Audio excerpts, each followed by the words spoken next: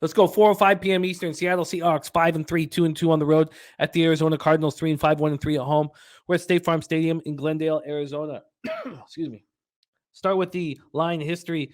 This whole show started off with Dennis Garcia talking about what Pete Carroll's done in Seattle. And I am impressed and did not expect it. The Seahawks opened up at +3. They're already at +1.5. So a 1.5 point move. This total opened up at 50 as a pick 'em. There's been a 9-cent move to the over.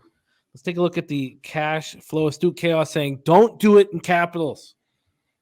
I have to do it. I love when a team is just angry. Very, very, very angry. And I have to do it. I'll go down with that ship. Seahawks Cardinals, though, let's talk here. We have 10,718 tickets in. So this is the most bet on game thus far, other than, of course, the Thursday Nighter. We have 82% of the tickets, 90% of the cash on the Seahawks. 58% of the tickets and 90% of the cash on the over. Sophisticated bum fight for you, as Duke says about that Jags Raiders game. Okay, Seahawks continue to play impressive football. Geno Smith, 23 of 34, 212 yards, 2 touchdowns. Also ran 5 times for 26 yards. Lockett caught 5 passes for 63 yards and a touchdown. DK Metcalf caught 6 for 55 and a touchdown. A Lockett hamstring and oblique injury was questionable. Metcalf with a knee injury was questionable. 9 different players caught passes. Kenneth Walker, 18 carries for 51 yards and a touchdown. This Seahawks defense is excelling. They're we thought they were the worst in the league, and now they held Saquon Barkley to a season low 53 yards on 20 carries. They finished with 5 sacks and 8 quarterback hits. They also played almost the entire game without Darrell Taylor. He was out with a groin injury.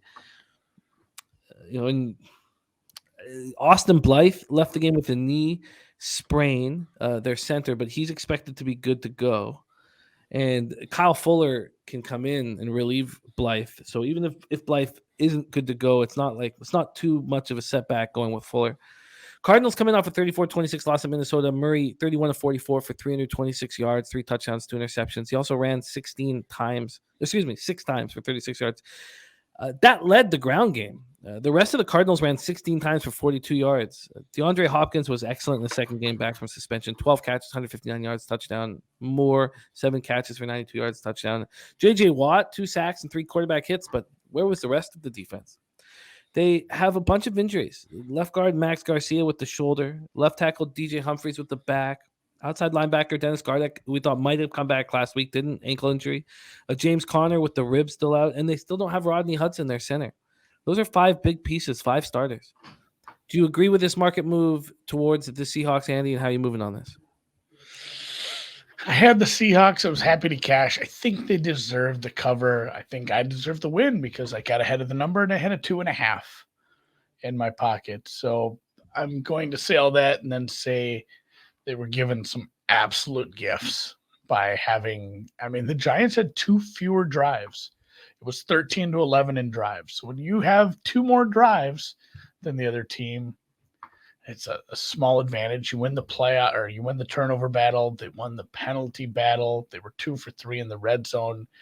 They just managed to really play well on defense. It was a nice win, but it's not a win that's convincing me the Seahawks can go on the road and win some of these divisional games. Cardinals team ran into a buzzsaw. Like I said, Minnesota was 5 for 5 in the red zone. They were just efficient. They were calling really good plays. Minnesota looked good. I don't know if Minnesota will ever look that good this year. I'm hoping that offense continues. Obviously, I have that over, but that might have been, some of those drives were just immaculate. So this total, I know it's tempting to bet this over, but if the Seahawks defense looks like it did last week, it might not come close. This might be a game that ends up in the lower 40s, and I think it's a tight game. I'd love to take the points here, but I wish it was a little more. I understand the move.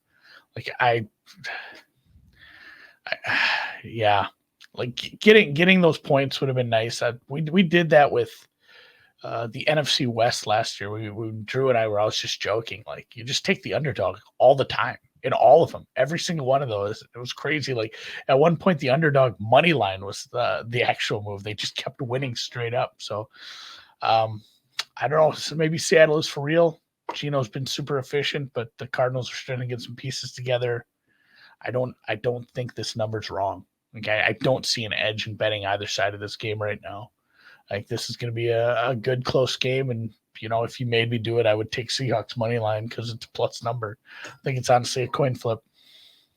It's a tough one. It's a tough one. And I have 49ers futures from the beginning of the year, so I'll be cheering for the Cardinals. I don't want the Seahawks to get to 6-3. But the Seahawks are playing really good football. So I agree. The move from 3 to 1.5. Interesting looks here. Birdie's on the Seattle first half money line at plus 110, staying off the full game. Dennis Garcia says Seattle defense last 3 weeks straight fire. They've been really, really good.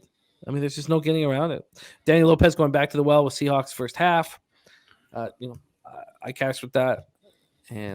But you're right. I mean, the Richie James was giving out gifts. So. Oh God, yeah. Okay.